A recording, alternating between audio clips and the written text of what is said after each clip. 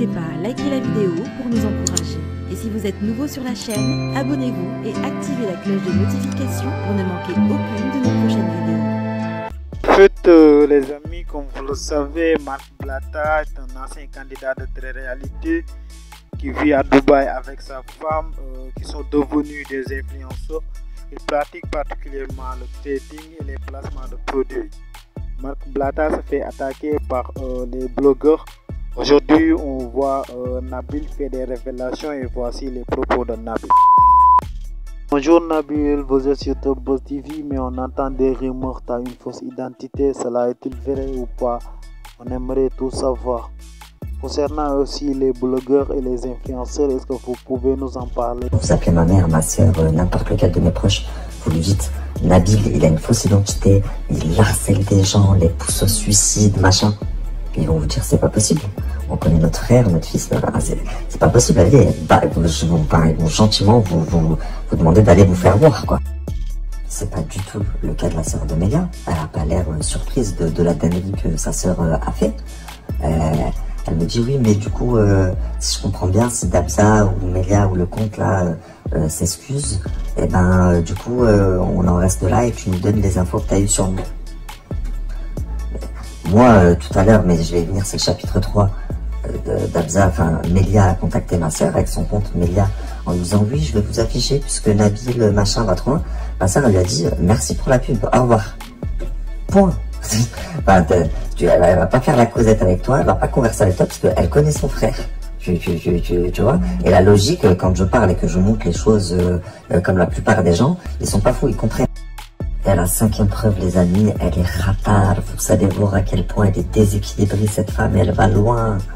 Forcément, après l'altercation sur Twitter, il y a des vidéos et des photos qui ont fuité. Forcément, il y avait beaucoup de gens, des passants et tout, donc c'était sûr, je le savais. Mais il y a un tweet qui a beaucoup retenu mon attention. Vous savez pourquoi? Parce que de l'angle où a été prise la photo, en fait, ça pouvait être que elle. C'était là où elle était elle. Moi, j'étais, j'avais 2 ou 3 policiers devant moi, du coup, et elle était sur le côté avec sa sœur et tout. Il y avait une dizaine de policiers avec les gardes SNCF, etc., etc. Mais c'est l'angle où a été prise la photo. Enfin, personne d'autre. Il n'y avait pas de passant justement parce qu'il y avait la police là-bas. Donc je me dis, putain, c'est pas possible. J'observe et je remarque un détail. Je vous mets le tweet, la photo, et je vais vous souligner ce détail en question.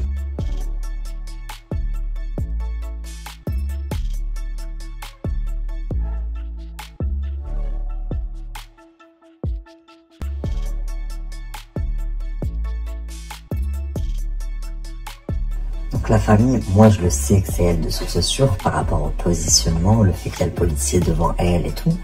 Mais pour vous le prouver, si vous regardez bien en haut, donc le compte Twitter qui a posté cette photo en disant Nabil s'est fait hacker par une meuf à la gare, je sais pas quoi, il est en train de pleurer. En haut, il a 2 puces. Et le compte Twitter a été créé il y a 2 jours. Donc il est tout récent. Ok? Maintenant sur la capture de Dabza, où Dabza elle dit oui, j'ai cherché à appeler mes gars. Regardez là-haut. 2 puces. C'est le même réseau téléphonique, c'est le même téléphone. Ce qui veut dire que Dabza était à la gare. Et en plus, elle était positionnée pile là où il y avait Mélia. Coïncidence? Je ne crois pas, non. C'est pas parce que je t'ai laissé jouer à la blogueuse en carton là, pendant 1 an et demi, 2 ans, t'as fait ton oseille, etc., etc., que ça veut dire que tu es une blogueuse. Tu n'es pas une blogueuse, tu n'as pas l'étoffe, tu n'as pas le niveau.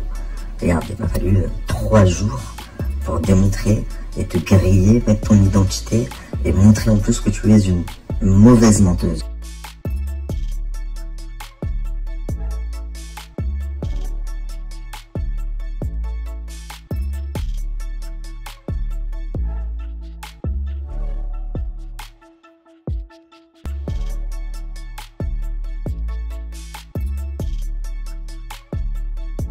J'ai éteint la lumière, je suis mieux là parce que Noémie elle dort à côté. Et déjà, elle a pris l'habitude de dormir à côté de quelqu'un qui parle.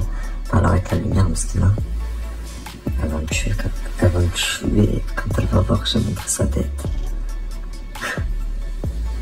Bref, qu'est-ce que j'allais vous dire? Madame, elle a dit, enfin, elle a changé la date là sur Snapchat de la photo. Elle a mis 2016 et elle a dit allez, fin du game. Ensuite, elle a enchaîné avec des placements de produits. Alors, sache une chose déjà, la fin du game, c'est quand je l'ai décidé. Et pour toi, c'est à 7h30, 8h, grand max, la fin de ton game, tu vas comprendre. Donc, c'est le 3e chapitre, le dernier, le plus court, mais le plus intéressant pour vous. Aujourd'hui, Mélia, donc d'Abza, elle a passé un cap. Donc déjà, elle a contacté ma grande sœur. Ça, la limite, c'est pas le problème de se faire emballer par ma grande sœur. Mais elle a parlé de ma fille décédée. De me dire, c'est pas la première fois sur son compte d'Abza, elle en a déjà parlé. Oui, mais c'est un compte anonyme. On ne montre pas sa tête, c'est pas une personne, j'ai pas d'identité. Tout comme il y a 2-3 comptes sur Twitter qui ont pas de cœur et des fois, ils lancent des trucs aussi. Mais encore une fois, c'est des gens, on n'a pas leur identité. La dernière personne comme ça, taille qui a osé parler de ma fille décédée, c'est la psychopathe de Bruxelles. J'ai fait un reportage sur sa gueule, j'ai payé des avocats aux victimes qu'elle avait arnaquées. Je suis en train de la mettre en prison et croyez-moi, elle va y finir. Dans ma 2e partie, quand elle va sortir, la psychopathe de Bruxelles sera en prison.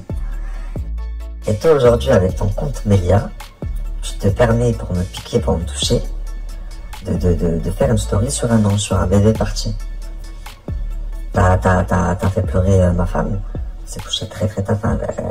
Elle s'est endormie très tard à cause de toi. Il est 6h34. Je t'ai dit 8h grand maximum. J'ai fait une nuit blanche pour ta gueule. Mais crois-moi, tu vas me le payer. T'es même pas prête. Donc quand j'ai vu qu'elle avait passé ce cap, je lui ai envoyé un message directement. Et je lui ai envoyé quelques photos. Quelques photos, moi aussi, de son père. Je lui ai envoyé un papier du tribunal qui montre que sa sœur a été condamnée pour une usurpation d'identité parce que c'est une famille d'escrocs. Et du coup, elle a commencé à me menacer. Elle m'a menacé de mort. Elle m'a dit on va aller jusqu'à la mort. Elle a menacé mes parents, ma mère, mon père. Enfin, elle est partie très loin, je vais vous mettre des audios. Et quand elle a vu que ça ne m'impressionnait pas, ça ne me faisait absolument pas peur, et que au vu de ce qu'elle avait fait, c'est moi qui allais pas lâcher, qui allait aller jusqu'au bout, elle s'est mise à pleurer. Oh, mon père, tu sais, mon père, moi c'est toute ma vie. Ouais, mais tu penses pas, moi si ma femme c'est toute ma vie, tu l'as fait pleurer, on fait comment? Elle m'a même dit, s'il faut, je supprime tout de suite les stories et j'en fais une autre, ça c'est pas le problème. Ouais, mais non, ma grande, le mal il est fait. Ma femme elle a pleuré, ça y est, c'est trop tard. Croyez-moi, les audios que je vais vous mettre d'elle, ils vont vous choquer. Une grande dame de 40 ans comme ça, elle me fout tout, elle me fout la honte. Quand elle a vu que c'était mort et qu'il n'y avait pas de moyen de s'arranger avec moi, elle est partie trop loin. Je l'ai bloquée de toute façon. Son frère a commencé à... J'espère que vous allez bien, que vous passez une bonne journée. On a grave du retard à rattraper. Depuis la victoire du Maroc et de la France, j'ai disparu. Hier, on n'a pas snappé ni moi ni Noémie. On s'est un peu pris la tête. Je vous pense ça. Pour une raison de merde. Moi, je voulais aller voir la demi-finale France-Maroc. Elle voulait pas. Elle m'a dit c'est pas le moment. Machin, là. Et à côté de ça, c'est son anniversaire aujourd'hui. Je lui ai dit c'est pas le moment non plus de faire l'anniversaire. C'est bon, t'es grande maintenant. Et voilà. On s'est un peu pris la tête. Mais alhamdoulilah, ça va mieux. À côté de ça, j'ai dû préparer le tournage de demain. Donc là, aujourd'hui, il y a la bande d'Anabil Fix qui débarque sur Paris. Ceux qui ne sont pas déjà à Paris, ils arrivent. Et demain, Inch'Allah, on a un tournage. Donc voilà pourquoi j'étais pas trop présent. Même si j'ai pas fait de story, j'ai quand même pensé à répondre. Enfin, j'ai essayé de répondre à un maximum de personnes. Je vous reposte tout à l'heure d'ailleurs. Et voilà, je suis content de vous retrouver, la famille. Je vous ai pas montré le cadeau d'anniversaire de Noémie. Noémie, viens montrer ton cadeau d'anniversaire. Ah, tu l'as mis dans la valise? Bon, tant pis. Elle vous montrera ce soir. Hein? T'es contente? Stitch. T'es contente? J'ai la haine.